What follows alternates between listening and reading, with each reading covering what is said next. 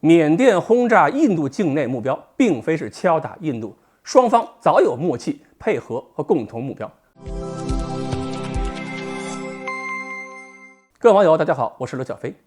这两天有一件事儿成了国内的热点新闻。据报道，1月10日，缅甸军方对印度境内紧挨着印缅边境一个小村子进行了一波轰炸，造成了当地7人死亡，20多人受伤。由于缅甸出动了从中国采购的枭龙战机，并且炸的是印度境内目标，国内很多媒体马上兴高采烈说枭龙有新战果了，并且有人说这是缅甸在替中国、替巴基斯坦敲打印度。而印度面对枭龙毫无反应，事后都不敢出声，并且很多媒体又一次罗列了枭龙的发展历史、技术性能和销售情况。我看了一下报道这件事的媒体，99%基本都是按这个套路去报道的。各自评论区里边也是几万甚至几十万的网友点评，一片欢腾。但是很遗憾，印度中央政府是不是真的被打得不敢出声？恐怕这件事又一次和大家想象的差距巨大了。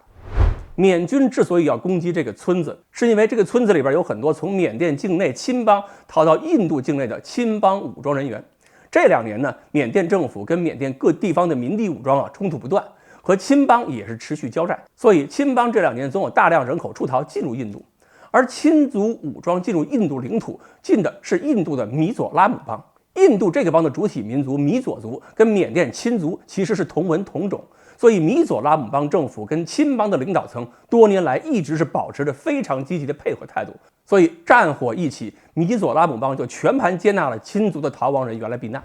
空袭发生之后，米佐拉姆邦还表示，缅军飞机这几个月已经进入边境好几次了，要求印度中央想办法阻止。但是印度中央对此是置之不理的。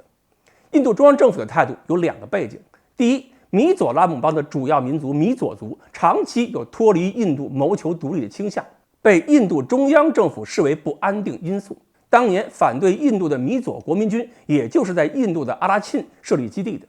米佐拉姆邦呢，还曾经和占据中国藏南的所谓的阿萨姆邦的军队干过一仗。所以现在印度看到缅甸军方当着米佐人的面轰炸沁族人，那么印度中央还巴不得有人借这个机会，借外人之手敲打一下米佐人呢，告诉米佐拉姆邦必须服从中央才有安全保护。新德里干嘛要阻止缅军呢？另一个背景就是印度中央和缅甸政府早就开始了密切的军事合作。印度政府希望通过这些个合作拉拢缅甸政府，防止中国对缅甸影响太大。而缅甸军方对印度的配合度实际上也比对中国的态度更好，双方在边境地区达成了默契。印度默许缅军越境行动，换取了缅甸政府帮助印度打击逃入缅甸的反印度武装。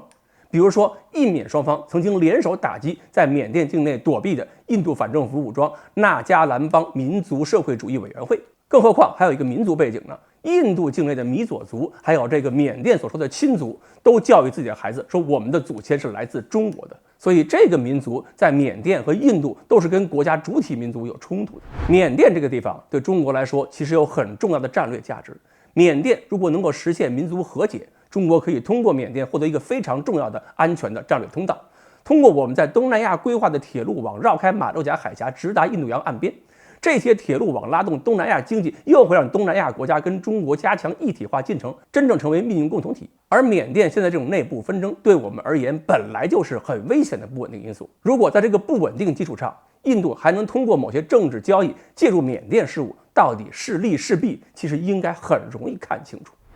可惜我们这么多媒体看到一个新闻事件，就赶紧凭着自己的脊髓进行判断，写个哄自己开心的稿子，是不是研究一下事件的背景太累了，太耽误他们宝贵时间了？连为谁做嫁衣都没搞明白，那我们的认知仗当然是越打越糊涂，可能赢吗？而且炸一个没有防御能力的小村子，这种事儿难度太低了吧？用这种事儿夸枭龙，这是夸他呢，还是埋汰他呢？